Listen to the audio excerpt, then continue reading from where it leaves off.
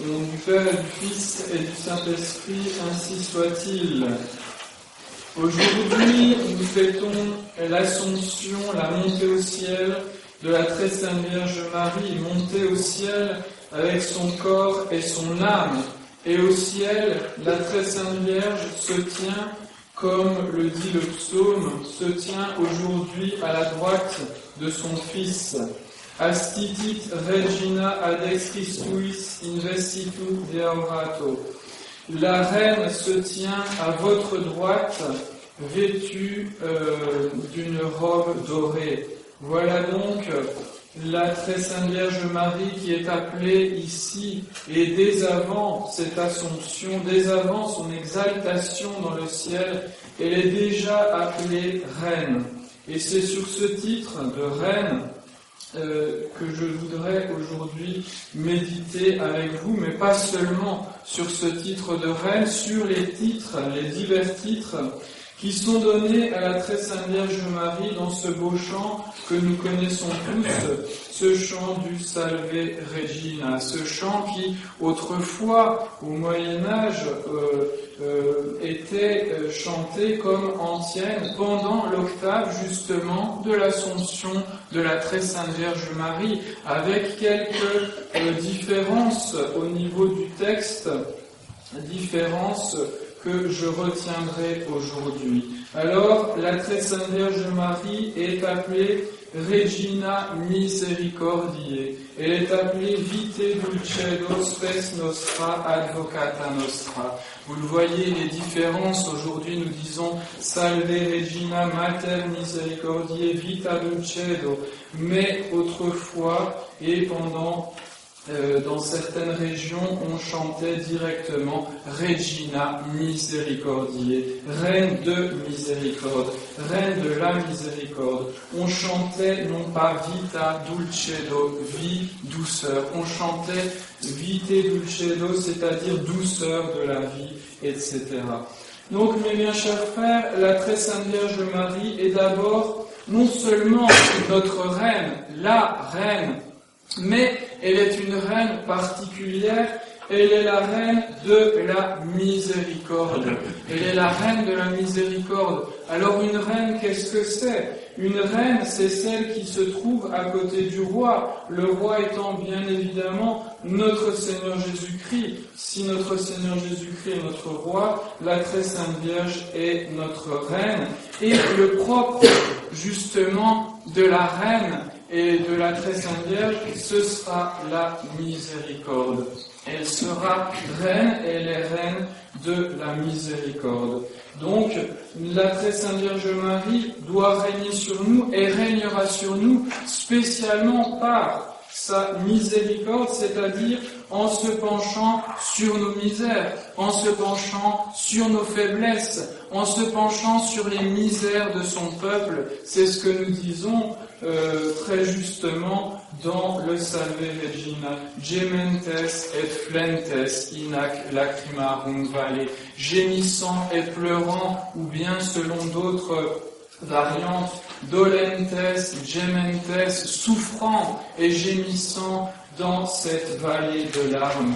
Alors, notre reine est aujourd'hui au ciel, mais notre reine a connu cette vallée de larmes. Notre reine connaît les souffrances, elle connaît les persécutions, elle connaît les tristesses. Notre reine, elle a accompagné notre Seigneur Jésus-Christ. Elle a accompagné dès Bethléem, quand la Sainte Famille a dû partir en exil en Égypte. Elle a accompagné notre Seigneur Jésus-Christ durant ces 3 années de ministère, où elle était même un peu laissée de côté. Mais la très sainte Vierge Marie a suivi également notre Seigneur Jésus-Christ jusqu'au bout, jusqu'à la mort de la croix, jusqu'à ce que son cœur soit transpercé de ce glaive de douleur dont parlait le prophète Siméon.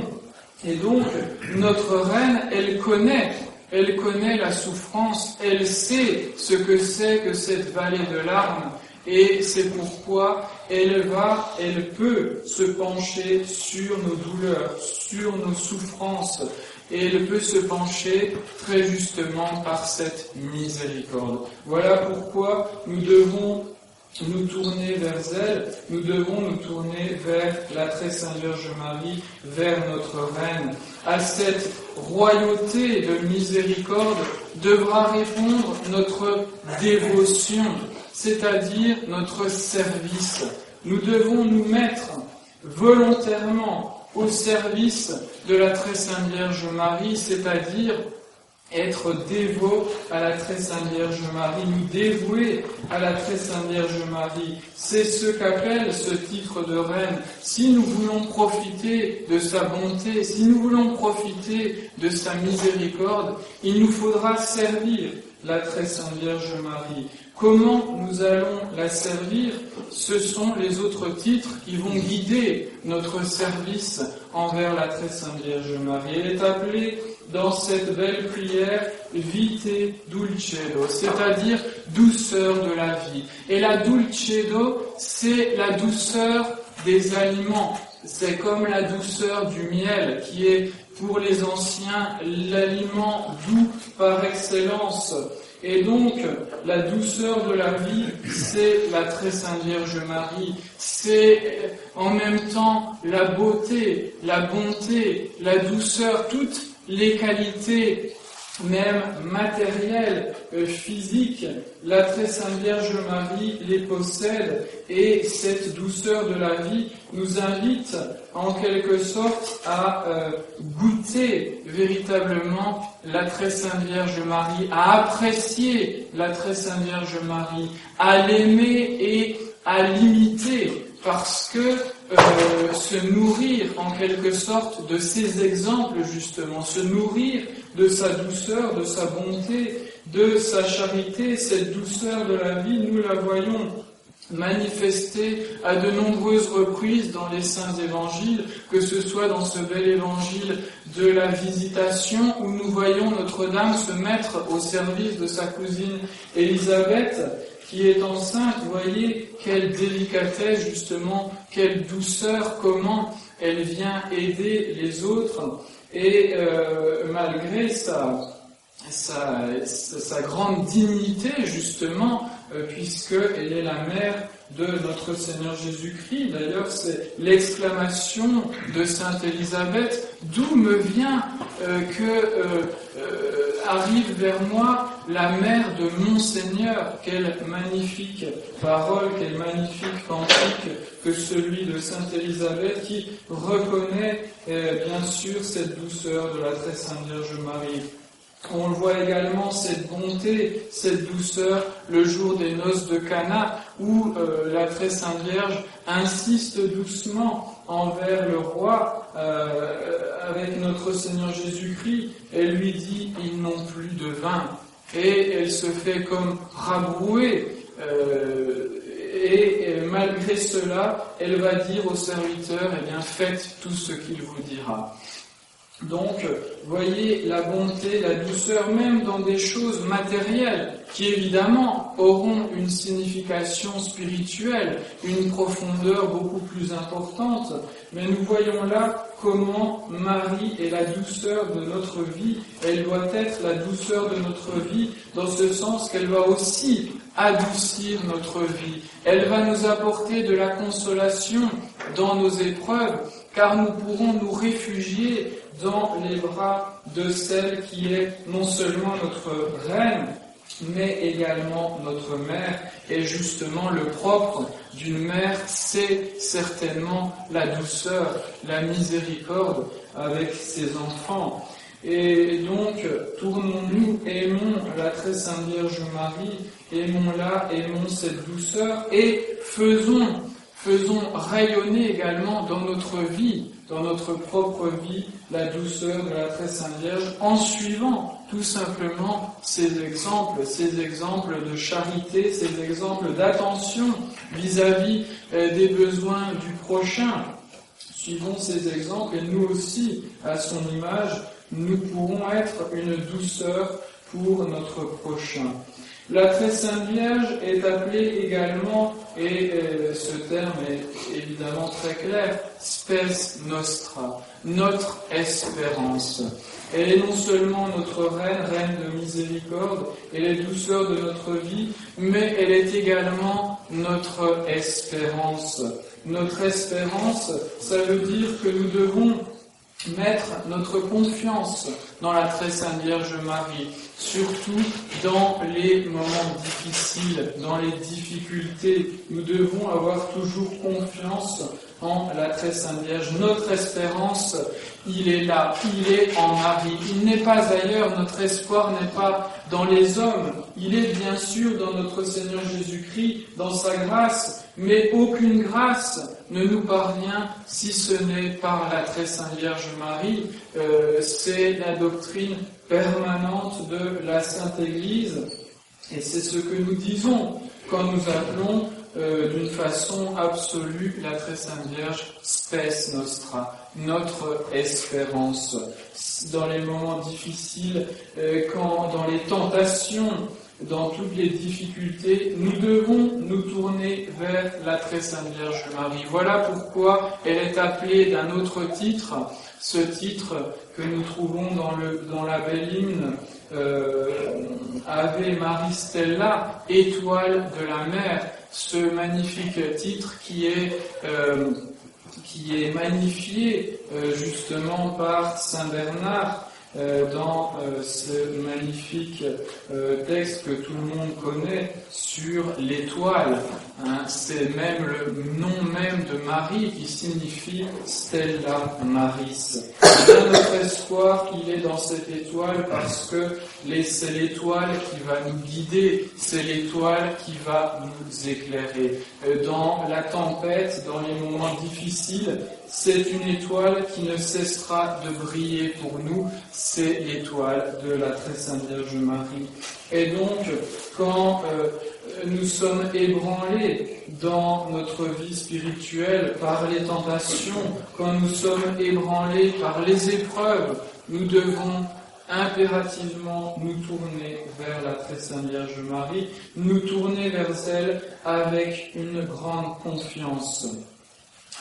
Enfin, elle est appelée Advocata Nostra. Et là, on continue dans ce domaine de la confiance, je dirais, puisque elle a appelé la très sainte Vierge notre avocate. Le terme avocat est très beau en latin, il vient du mot ad, aller vers, et puis vocare, appeler, parler. Finalement, l'avocat, c'est celui qui parle en faveur de quelqu'un. Voilà pourquoi nous devons prier spécialement la très sainte Vierge Marie. Voilà pourquoi nous devons nous adresser à elle, parce qu'elle est notre avocate, notre unique, notre seule, l'avocate la plus efficace qu'il soit, parce qu'elle est en même temps la reine. Et il n'y a pas d'avocate aussi efficace auprès de notre roi, qui est en même temps notre juge, notre Seigneur Jésus-Christ, que sa très sainte mère, que la Sainte Vierge Marie.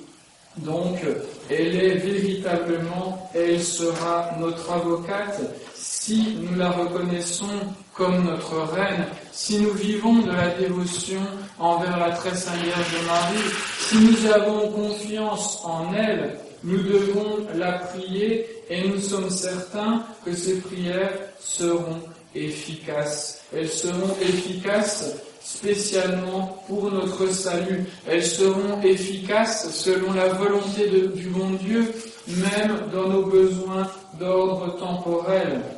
Parce que Marie est la toute-puissance suppliante.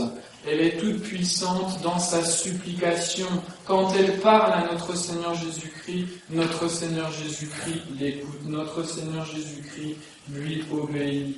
Alors il faut mettre de notre côté cette avocate spécialement pour notre vie spirituelle, pour qu'au jour du jugement, nous soyons protégés sous le manteau de la bienheureuse Vierge Marie, comme nous le voyons dans les magnifiques représentations du Moyen-Âge, où nous voyons tout le peuple chrétien représenté sous le grand manteau de la très sainte Vierge Marie.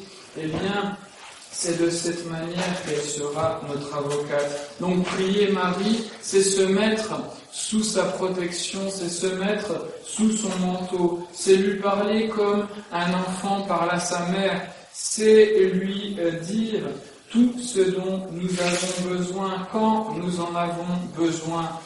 Voilà pourquoi il faut beaucoup la prier.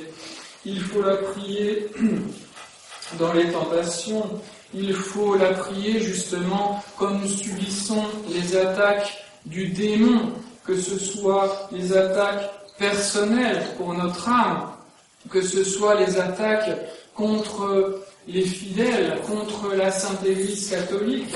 C'est vers la Très Sainte Vierge Marie que nous devons nous tourner. Et ce n'est pas pour rien que les modernistes ont aussi, bien sûr, attaqué, diminué la dignité de la Très Sainte Vierge Marie. Pourquoi ? Eh bien parce que diminuer cette dignité, diminuer la dévotion des chrétiens envers Marie, c'est supprimer ce rempart contre la tentation, c'est supprimer notre protectrice, supprimer notre avocate, c'est détourner les chrétiens de cette mère qu'est la Très Sainte Vierge Marie pour nous. Donc voilà, en résumé, et nous pourrions en dire beaucoup plus, selon la belle expression des Maria nunquam statis, au sujet de Marie, on n'en dira jamais assez, on ne priera jamais assez la Très Sainte Vierge Marie. Nous pourrions méditer longtemps sur ce simple texte du Salve Regina, ce magnifique chant, cette magnifique antienne. Alors, prions beaucoup la Très Sainte Vierge Marie, spécialement aujourd'hui, et excitons pour les jours suivants, excitons pour toute notre vie, notre dévotion envers Marie, envers notre Reine, la Reine de la miséricorde, cette douceur de la vie, notre espoir et notre avocate. Saluons la Très Sainte Vierge Marie, prions la Très Sainte Vierge Marie, et alors nous pourrons passer sans encombre cette vallée de larmes. Nous pourrons passer sans encombre cette vallée de larmes, et après ce lieu d'exil, nous pourrons, comme nous le faisons dans le Salve Regina, nous demanderons à la Très Sainte Vierge de nous montrer le fruit béni de son sein, notre Seigneur Jésus-Christ. Au nom du Père et du Fils et du Saint-Esprit, ainsi soit-il.